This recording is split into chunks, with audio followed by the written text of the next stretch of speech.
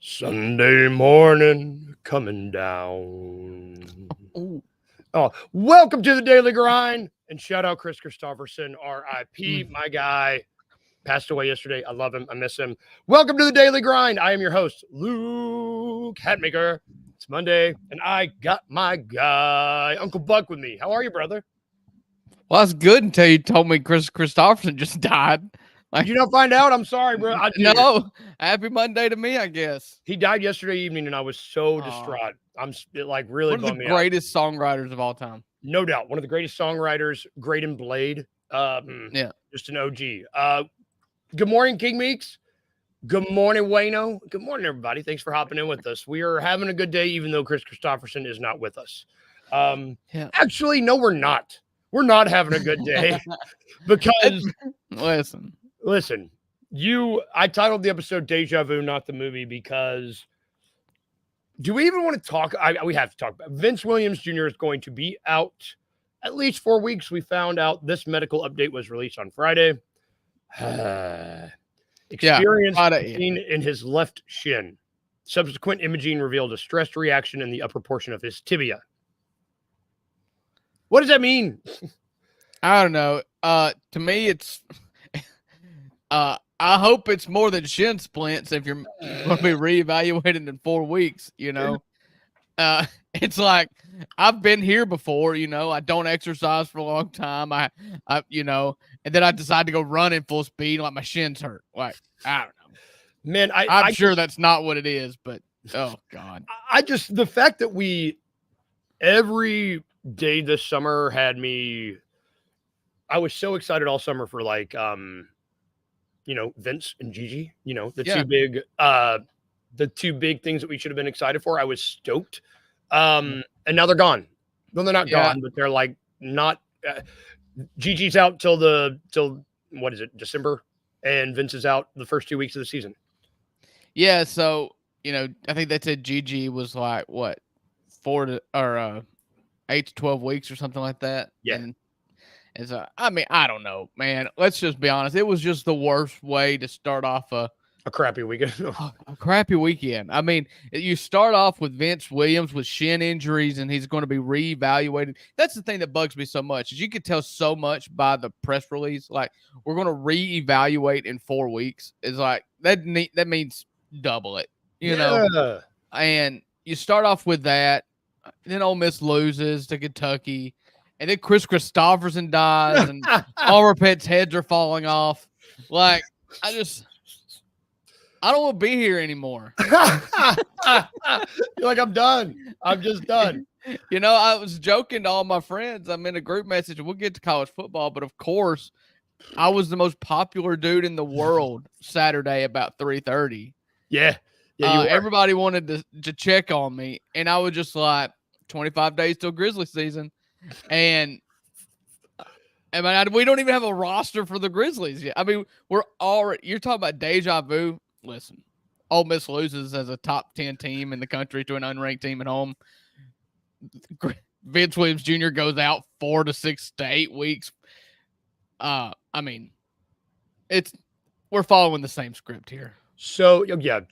God, don't say that. So let's hypothesize for a second. Vince Williams and Gigi are out. That means we have Giddy season.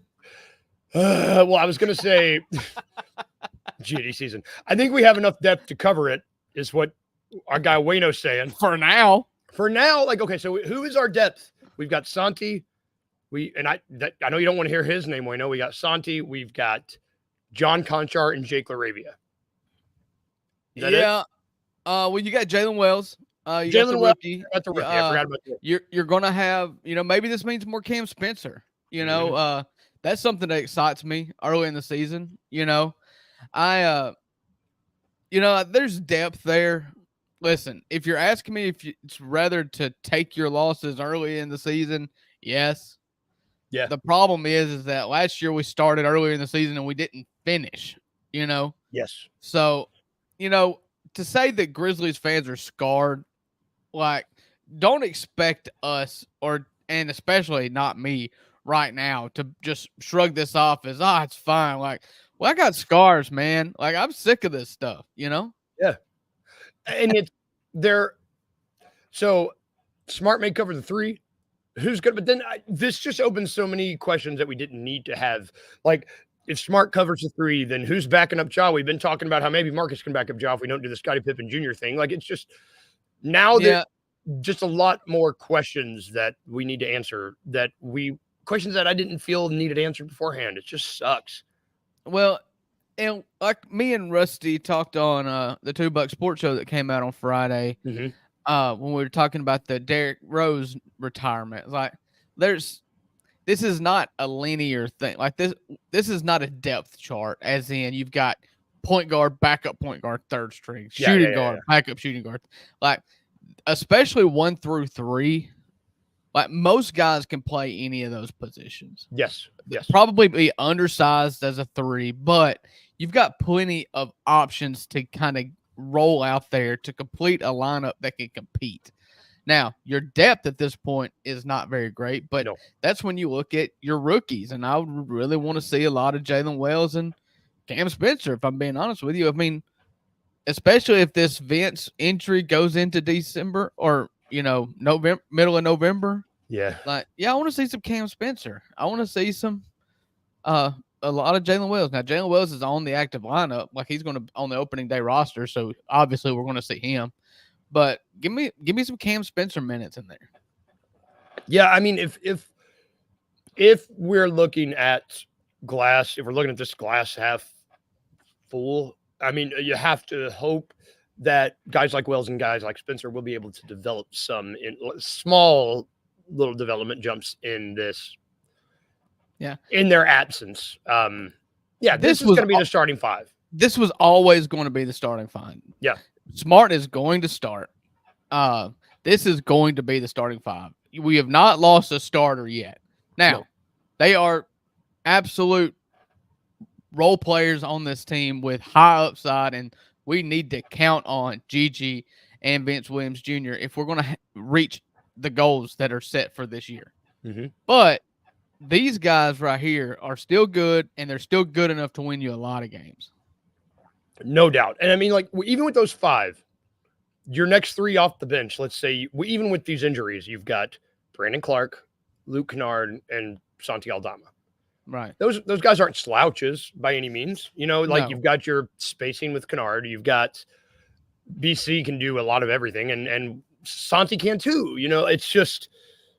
And we joke a lot about John Conchar, but when you need John Conchar tends to show up, and he does a lot of things pretty well. He doesn't do one thing amazingly, except for rebound his position, I guess. But, like, John Conchar, when you need him, we always made this Xavier Tillman kind of like. Good point. We used to laugh, like, the bat signal would come up for Xavier Tillman, and when you needed Xavier Tillman, he was going to be amazing. If you didn't need Xavier Tillman, he was going to suck. Conchar's got a little of that in him too. Like, when he's got a role that he's got to fulfill, he'll go out there and he'll play fine. He'll go rebound the ball a lot and be a pest. I don't want to count on him, but we're going to have to. I mean, we're going to see a lot of LaRavia at that 3. We're going to see a lot of Conchar. We're gonna. You're right. You're right. I want to see Summer League LaRavia too. Like, I want to see if that's legit. He was impressive in Summer League. Yeah, I mean, Jake LaRavia is going to have a big opportunity here because he was given an opportunity at the end of last season, and he is going to be given the opportunity to grow off of that with these injuries, because that's a guy that can shoot and can play defense. It's just can he do it all at once? I think that's been his problem, is not everything clicking at the same time. But if he can, not going to be a bad option. Can he stay healthy? Can he get a stretch of games in there against in the real rotation, not last year's end of the season rotation with, the lead singer of White Stripes playing for us, So they are big on LaRavia. They've always been big on LaRavia, despite Twitter and message boards and everybody hating him. They've always stood in his corner. And you saw it in summer league. You saw it at the end of last season. But now I want to see it with the big boys and see if he's actually there. He's a big kid who's willing to throw his weight around and get a shot off. Yeah. And so I want to see it. His size is something that I think that a lot of people forget about. I don't want to say underestimate. It's just I forget how big he is. He's got that girth about him, He's got some wide hips, Those childbearing hips. Yeah, he's not like Santi. Santi, I could knock Santi over. I feel like Santi. I don't think I could knock over Jake LaRavia. Santi's one of those guys where he's like, "Hey man, I'm going to get burgers. You can come." Jake LaRavia is the one that sent the invite, probably. You know what I mean? He's the one who knocks. Jake LaRavia is the one who knocks. Santi's the one that opens the door and gets shot in the head. No, oh my god, Jake LaRavia, he's the one who knocks. Oh my god. If someone can Photoshop Jake LaRavia with the Heisenberg glasses and the hat, I would love it. Do it for me. You'd be great. Oh, man. One of the greatest scenes in television history. Agreed. Just hands chilling. Down. Yep. Oh man, Breaking Bad. Watch Breaking Bad, but don't watch it at home by yourself. Like it's dark. No, it's dark. You might, if you watch it at home by yourself, you're inviting darkness into your house. Don't do that. Don't do that.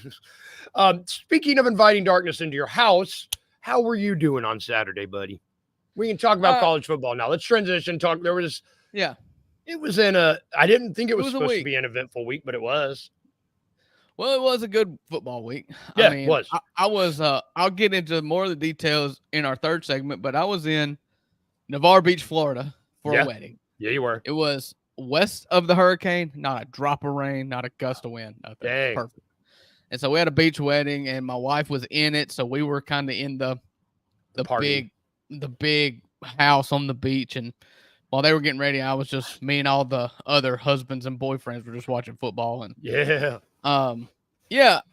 there's one, Ole Miss loses to Kentucky, I'm gonna have a big rundown on this on our show on Friday. I'm sure nobody's gonna want to miss this, but like the nuts and bolts of it are, I'm going to attribute this. I was in a bad spot. I called Rusty and said some things I regretted on Saturday afternoon, but ultimately, this is a scheduled loss. I mean, Kentucky is the old grit and grind teams. That's what I mean. They ate up 65 to 75% of game time on offense just because they took forever, and Ole Miss never got in a rhythm. And they played nobody. Ole Miss played nobody. The first competitive football game they played Kentucky, who was just more physical, and they never got going. And Ole Miss had multiple chances to go win that game, but they just never got it going. So they got popped. It's better to lose early than to lose late. Everything you've got is still in front of you. If Ole Miss goes 11-1, they're in the playoff. I mean, your margin for error had just reduced astronomically. The team is still good. Yeah. They're going to have to learn from this though, because I didn't like a lot of the body language and stuff when they started getting pushed around and out physical. You just never got the wheels rolling. And if there's one thing about a Lane Kiffin offense that's frustrating, and it's been this way, this is his fifth season, if you can't get that first down of a drive, you might as well punt, because if they can't start cutting away at you, get rolling, then they were not ever to get started. And that's the whole time. The whole game felt like the offense never got started. So I know Greer sounds like Ole Miss got out coached. Mark Stoops did an incredible job. Yeah. He is an amazing football coach, and he's perfect for that kind of school in which you've got to play different. It's what we loved about grit and grinds. We were different. Yes. Oh, everybody had to prepare for us. Well, everybody this year's got to play for Kentucky. I don't know if you remember, Georgia barely beat Kentucky by 2 points. I mean, this team is a team that you cannot take lightly, and you've got to prepare for. And then Mark Stoops kind of went out of his own thing. I got on our show and called him an idiot for not going and attempting to win that game at Georgia. He punted with 4 minutes to go he kicked a field goal from the 5-yard line. when he could have scored and really put pressure on them. And he's just always been very passive. On 4th and 7 with 4 minutes to go, when everybody in the world expected him to punt and be a coward, he threw a go route. Yeah. And the receiver made an incredible play. And then, I mean, props to Stoops. Like learning from that first game. He let his team go attempt to win the game, which is something he's never done before. And they did it. I mean, props to him. Man, you sound so sad. I mean, listen, it always sucks to lose. I mean, yeah. But, in 2009, Ole Miss was, I think, 6th in the country. And they went to South Carolina and got beat early in the season. And that team felt like it was done, Yeah. This team is still talented enough. We saw Georgia get exposed in a half against Alabama. You play them at home. Like, everything's in front of you. I still think Ole Miss is going to be favored in almost every game going forward. And the favorites are favorites for a reason. They should win. Especially in college. And so, I mean, it sucks. I mean, I'm not going to lie. I'm not going to say I wasn't yelling and screaming and pissed. But, with a little bit of hindsight, it's like, well, I could just be done. Buckets over here is just praying for the downfall. I get it. That's how we are. But everything's still in front of you. And until you lose a second game with this 12-team playoff, you're still in it, and there's still stuff to root for. So, it's kind of nice with this new 12-team playoff. It's not doom and gloom with one loss. Like, you can really, for all the teams, and you better buckle up. You better get focused. And you better have a good week of practice, because Ole Miss goes to South Carolina this weekend. Yep. And that's a tough place to play.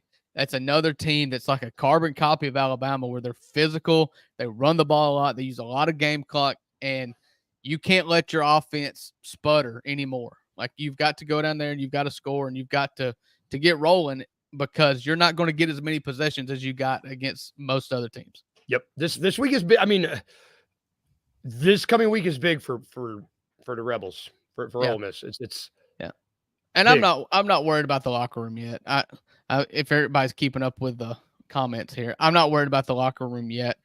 It is true there are a lot of transfers.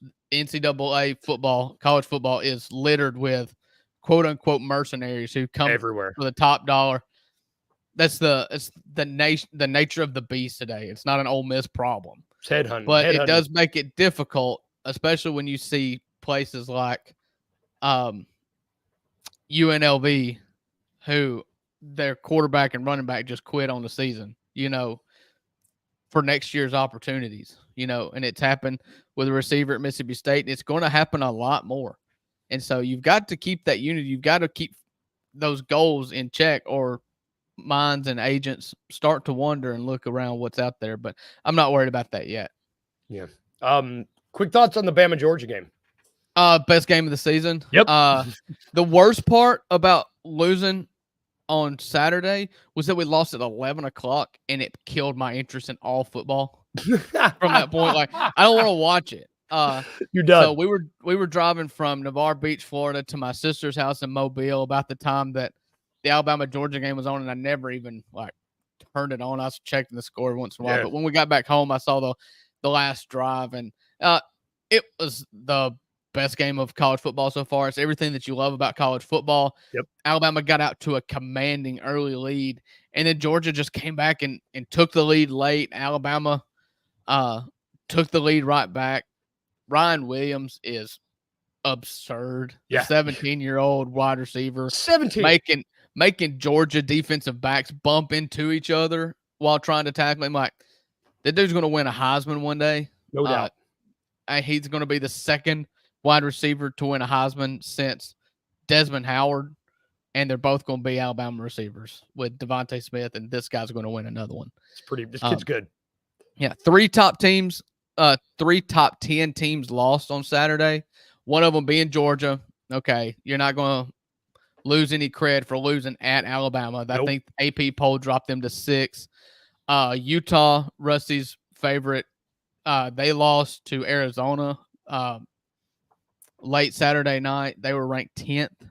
And then Ole Miss, who was 6th, lost to Kentucky. So you got a little bit of a moving week there. So moving day was Saturday. So. Moving day was Saturday. One quick thing before we take a break. Memphis won. The Tigers won. Do you think does that, in terms of that final playoff spot, one of those Power 5 conference teams, I mean, what do you, or whatever, who do you think this helps Memphis's chances for a playoff spot at all? With that one loss? I don't think there's any chance in the world Memphis takes the 12th spot. Yeah.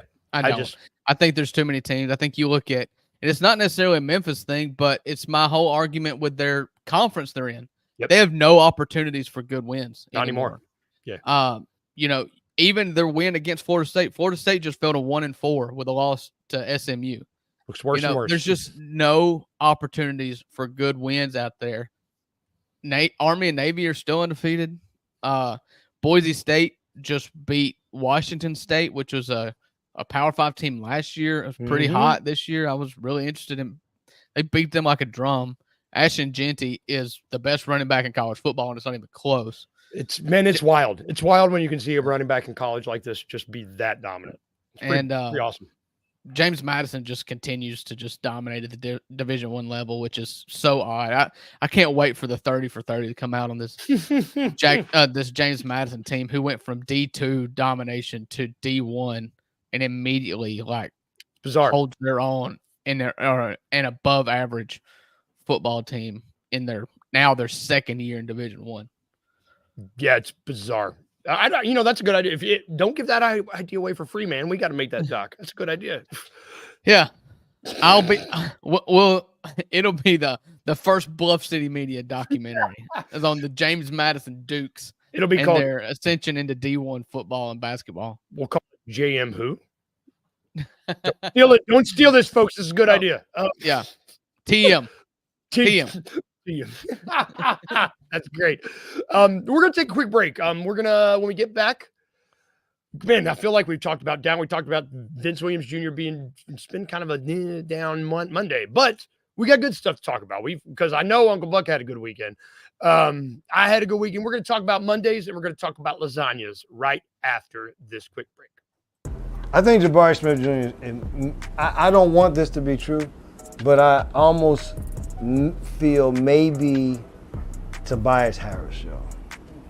What's wrong with Tobias Harris? We've had this discussion.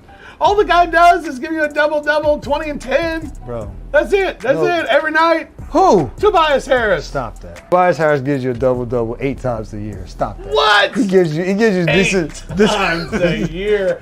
I'm a fan. And this is what I'm saying because I continue to be like, he's a dude he's a tease. It's a tease. It's like, God, dog, he's sexy. But it just won't work. Like he should be, but it's there, but it's just when the games, it's just consistently. I don't know if it's you need more people to believe in it or something, but I don't want, and also just to get lost in the rest in that Houston team. Tune in to the Night Court podcast with your hosts, Rob Fisher and Brevin Knight, on the Bluff City Media YouTube channel.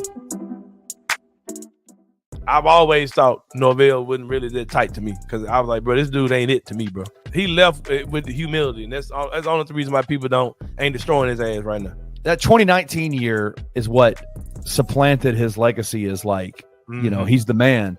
Oh, yeah, but let's not forget, he was one missed 20-yard field goal against Tulsa away from all of that being nothing. That one field goal changed everything. That missed field goal sent them to the AAC championship, brought game day to their place. I mean, that field goal changed a lot of people's careers. Ryan Silverfield wouldn't be here. Norvell wouldn't be in Florida State. It just changed everything. So yep, that's facts. That's facts. Get him out of here. It'll put Memphis in the pole position to go and do what they gotta do to get to the college football playoff. If you win out, you got a chance to win out if you win this game against Florida State. How crazy is that going to be? It's going to be crazy. Tune in to the Anthony Sane Show Wednesdays and Fridays at 12 p.m. weekly on the Bluff City Media YouTube channel.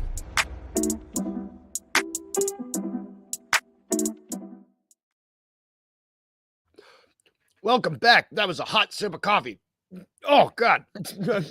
I took a drink right before I came back and it was like, Jesus. Welcome back to the Daily Grind. Oh, you can catch that show. Anthony Sane Show. Hopefully we'll get a new commercial soon where we don't look so foolish talking about Memphis. You can catch that show. You can catch Night Court. No Bluffing will be today. $2 Sports Show was Friday. It was awesome. Catch it if you missed it. Also, it's Grizzlies Media Day today. Yes. Today. So make sure you check out our guy, Parrish Sharkey. I should have had his Twitter handle ready. I'll get that pulled up and have it for you by the end of the day. But check him out. He'll have alerts on. He's going to be our guy at Bluff City Media. Checking all that stuff out. Find him on Twitter. And oh God, we'll find it and give it to you before the end of the day, before the end of the show. But I've got my notifications on. That's what I'm going to be looking at, getting all my news. Back to our show. On here, on Mondays, we have a little fun. We talk about Mondays and we talk about lasagna because Garfield the cat, our good friend, got him here with his little cup of coffee. He's always here with us. He loves lasagna and he hates Mondays. And we think it's important on this show to talk about the stuff you like and the stuff you hate because you got to take the good, you got to take the bad. I'm happy to go first. Kind of like an overarching Monday for me. This weather, man, this flooding in East Tennessee and North Carolina was pretty scary and wild. All my, like, I got a lot of friends and family out there. They're okay. Everybody's safe, but it's just like really wild. And I know that anybody that we know out there, family, anybody, viewers, fans of the show that we have, hope everything's okay. Hang in there. Scary stuff. I mean, I know sections of I-40 are just gone, which is wild. Right. If there's anything we can do to help too, like let us know. I don't know. We've got a platform here. Maybe we should think about doing something that we can it's a good idea. Raise some money or something. Maybe we talk to somebody. That's a good idea. Let's talk to somebody. If you need any help, we'll start small. If anybody's out there, hop in my DMs. I'll do whatever I can and we'll try to work something out. So same. And don't unless you're buckets. Sorry. I mean, don't get his house was floating down the river. I wouldn't even throw in a roll of paper towel. Throw in a roll of that is the coldest thing I've ever heard, but I love it. Man, he's watching too. You talking about him like he's dead like that. Oh, you think he was going to miss this show? No. Oh yeah, he would have lost his job to be in the comment section today. Like, what if he just popped up over your shoulder in like a little Rebels outfit? Don't do that. It wouldn't surprise me. He walked in. He came in the back here with a Grim Reaper costume on. God, you poor SOB. My lasagna though for the weekend. So I was supposed to go camping this weekend. We canceled it because of the weather. That's fine. But instead we had we had family come in and we just, instead of camping, we just kind of hung out at the house, listened to music, played music, played card games. I played cards all weekend. I love cards. It was just a lot of fun. With this weather, it was just kind of nice. I needed a weekend where I didn't do anything, where I wasn't playing D&D, wasn't going to soccer because soccer got canceled. It was just like, let's hang out and enjoy friends and fun. It was good. Yeah, that's awesome. Rainy weekends are underrated, if I'm being honest with you. Agreed. Like you don't want to like live in the rain, but like the perfect time, in my opinion, for like a little rain shower is like a Saturday afternoon every once in a while, where or a Sunday after church, you come home and you're just like, can't do anything. I can't go work in the yard. So it just forces you inside and you can just play and have fun. Like, I'm 100% with you. I love card games. Love playing board games. Yeah. Have you ever played golf? Yes. Not the card game golf. No. I should have followed the thread here, but no, I did. Yes, I was like, oh yeah, I like playing. No. We're talking about rainy Sunday activities, and you said golf, and I was like, yeah, I love to go play outside in the sun when it rains. I was like, I don't know if he knows what I'm talking about. There's a card game called golf that's really fun that I played a lot this weekend, and I didn't hurt my knees like normal golf, so it was good. Yeah. All right, so my lasagna, I guess. We went down to Navarre Beach, Florida. We were very nervous about it going into last week. And my wife's best friend from high school and college was getting married down there. And it was a beach wedding. And all week I just told Haley, I was like, listen, you need to prepare her for me making an executive decision that we ain't taking our family into the eye of a hurricane. A Cat 4. Yeah. And a devastating hurricane. And so Friday afternoon, we kind of looked and it was like, okay, they're going to miss it, even to the point to like, there's like 0% chance of rain. So we're like, all right, we're going to go. My sister lives down in Mobile, which is about an hour and a half. So we dropped all of our kids off at my sister's house in Mobile. She rolled 6 deep. She's got 2 of her own. And they just played all weekend, went pumpkin patches and all kinds of stuff. Yeah. Stuff, I guess. And Haley and I went to Navarre Beach and had a blast. Like, we don't get to do this very often. It's got to be a special occasion. And so we had a free room on the beach at this massive beach house in Navarre Beach. And we got up super early on Saturday morning, went to the beach, just hung out, watched the sun come up, and just reset us. I mean, we don't get to do that very often. No. And I love weddings too. Like, Me too. There's nothing better than a wedding because everything's catered for you. It's just like, I like to feel like everybody's having fun, good mood, and having a good time. And there's no more happier occasion for at least 2 people than at their wedding, And so it just kind of reverberates through the whole crowd. And we had a really good time. Got to see my sister. Went to church with her yesterday morning. She got up on stage and sang for us. Yeah. I mean, it was a really good weekend. Lasagna. I mean, shoot, my favorite football team got beat to a pulp at 11 o'clock on Saturday. So as I was laying in bed afterwards, Haley's like, "Is this going to ruin your whole night?" And I'm like, "No, but give me an hour." Just give me a minute. Give me a second. I did that whole thing where I stood underneath the shower head and just let the sadness just wash off of me. Yep. Yeah. That's my Mondays and my lasagna. I don't really have much to complain about. If I'm being honest with you, people who don't care for sports teams probably live happier lives than I do. I probably just need to work on that. I think we all probably just need to work on that. Shoot, we've done nothing but complain about injuries in football teams for 45 minutes on a Monday morning. Maybe I should just do something. Do you know how happy our lives would be if we didn't have to worry about a certain team's PR notifications coming in? I was thinking, like, when was the last time I was happy? Probably the end of June 22 when Ole Miss won the College World Series. I haven't been happy since. I was like, okay, when was the happiest football moment of my life? 1985, Chicago, the Bears won the World. So 4 years before I was born. Pretty solid. Yeah, pretty happy then. My Saints won a Super Bowl in 2009. And so, I mean, I don't know, man. Like, man, I'm so happy that you didn't. For those of you, we got a lot of fun Uncle Buck text over the weekend, and I didn't know you didn't have your kids. I was so confused. I was like, "What is going on?" I was like, I was worried about your parenting skills for the first time in my life. I was like, "He's normally top notch. What's happening?" So we did go to this little bar and grill with the wedding party. And the band was a 90s, 2000s rock cover band. Yeah. And when I tell you, like, there's the fact that Mr. Brightside is like classic rock now. Really grinds my gears, but I'm here for it. Like, you're like, yeah. So we had a good time. I'm gonna start calling you Mr. Brightside. Oh, Mr. Buckside. No, Uncle Buckside. That's what it is. Your Uncle Buckside. That's gonna do it for our show today. Thank you. Hey, hold on. Oh yeah. Oh, here's the. Give it to me. Paris Sharkey. Oh, you found it. Heck yeah. Paris Sharkey. He Grizzlies Media Day is by far one of my favorite days of the NBA season. Yep. Because they do a really good job covering it.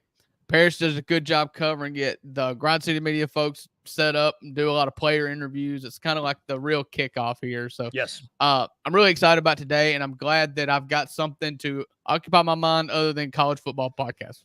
Yeah, it's going to be nice to have notifications turned on that aren't going to make me sad. It's going to be like really fun. Just go ahead and subscribe to the One Piece Shark. Yep, over here. Subscribe. Just turn on the notifications. It'll be better notifications than dang Grizz PR. It will be. That's a scientific fact.